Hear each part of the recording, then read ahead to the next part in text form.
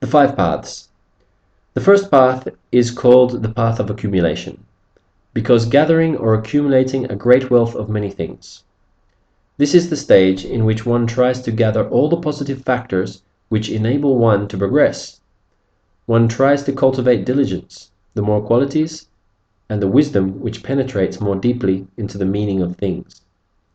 One commits oneself to accumulate all the various positive aspects of practice. One gathers the positive elements into one's being, while at the same time working on many different ways to remove all the unwanted elements from one's life. One also applies various techniques to eliminate the various blockages and obstacles which are holding one back. This is called the stage of accumulation because one engages in this manifold activity and gathers all of these new things into one's life. In ordinary life, we are caught up in the level of worldliness. Even though we don't want to be, we are still operating on a level of conditioned existence, in Sanskrit, samsara, because we are still under the influence of the defilements. They have a very strong habitual grip on our existence. We need to get rid of these defilements in order to find our way out of samsara. Of course, we want to find this happiness and peace, and we know it is possible. But even with the strongest will in the world, we cannot do it overnight.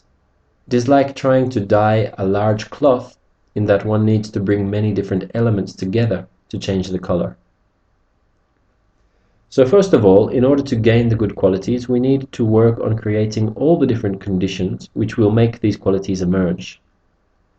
To develop the various insights of meditation and real wisdom, we need to develop great faith and confidence in the validity and usefulness of that wisdom.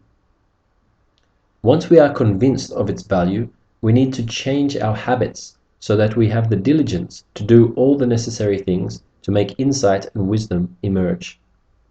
Therefore, there are many factors and conditions we must generate within our life to bring about our happiness.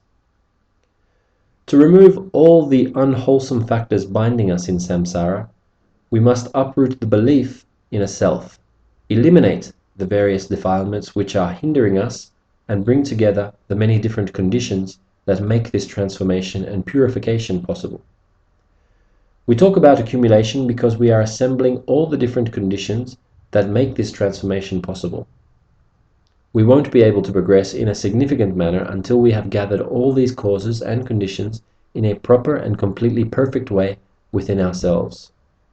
For that reason, the purpose of this stage of accumulation is to complete all the necessary conditions by gathering them into our existence. Eventually, because of the complete gathering of favorable conditions, we will reach the third path, which is the path of insight.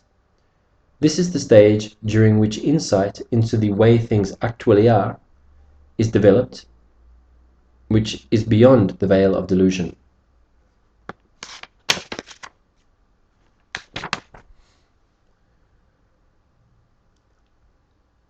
Linking the path of accumulation and the path of insight is the second path of junction. Here, our inner realization, the very way we can perceive things, begins to link up with the truth of the actual nature of phenomenon, because we are gathering all the favorable circumstances that will eventually lead us to the actual insight itself. When we attain insight into the way things really are, and this insight develops beyond the level of delusion and mistaken views, we realize that there is no self. Once there is no longer a belief in self, there are no longer any root defilements of attachment, aggression, or mental darkness associated with the idea of self. Once there are no longer any defilements, one does nothing unvirtuous and has no more suffering. Now it is true that once we have that insight, all suffering is immediately removed. But in another way, that is not true. This is because the delusion of self is a habit which has been built up for such a long time and is very, very hard to remove. For example, when we have realized that an unchanging self is just a delusion fabricated in our minds, still, when we hit our finger with a hammer, it hurts. We still have the feeling I am suffering because there is an enduring, built-up association of I with the flesh of our body. Removal of that long-established conditioning of self is carried out through a long process of accustomization to the truth of non-self. This is the fourth stage of the cultivation of insight. The fourth stage is called the path of cultivation, Gom Ki Lam in Tibetan. The word Gom is usually translated as meditation, but actually means to get used to something, or to accustom oneself.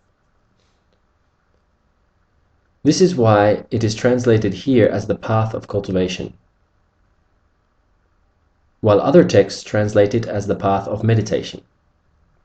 But in this stage, the idea is of getting used to the insight into the nature of things. By becoming more and more familiar with the truth of things, we can remove the very fine traces of defilements and subconscious conditioning that still exists. Through gradual working on these, the goal of Buddhahood will be attained. Through the cultivation of insight, we eventually reach the goal of the fifth path, which is called the path of no more study. Through cultivation, we remove even the most subtle causes of suffering. Once this is completed, we have reached the highest state, and there are no more new paths to traverse, making this the path of no more study, or the path of no more practice. To the first two quotations from the Buddha, which have already been presented, two more can be added up to sum up the last two noble truths. One should be aware of and know what suffering is. One should give up the universal origination of suffering. One should make cessation of suffering manifest.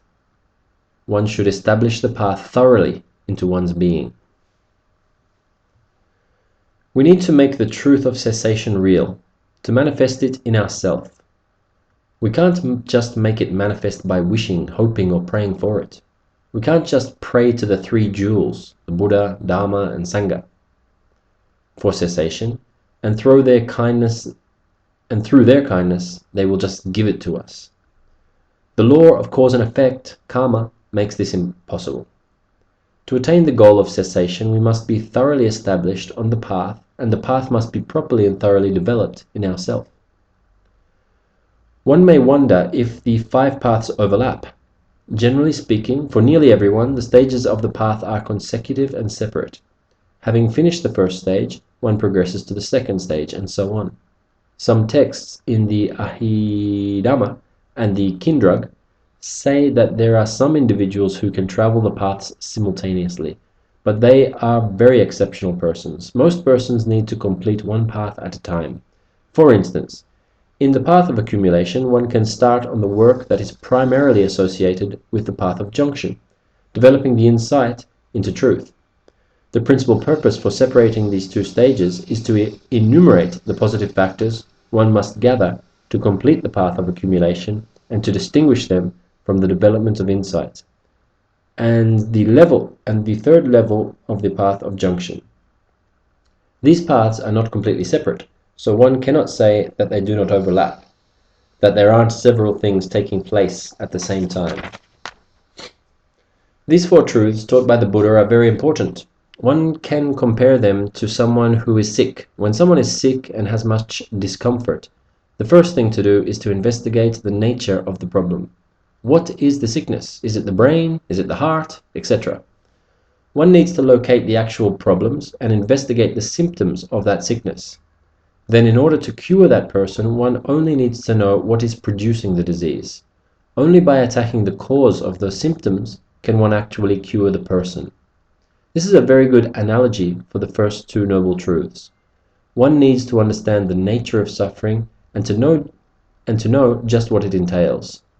But just understanding the problem is not enough to bring an end to suffering, because one also needs to understand the causes of suffering, which are karma and the defilements. Then one needs to be able to eradicate these causes. The inspiration to overcome illness is, of course, to understanding all the qualities of good health and to be free from sickness. To continue the example, the Buddha shows one all the qualities of cessation, enlightenment. That is a very healthy and wonderful thing. Once one knows that the remedy exists, then one applies the remedy to what has been blocking the state of good health. One applies the very skillful remedies of the path, which makes it possible to deal with karma and the defilements to obtain that good mental health.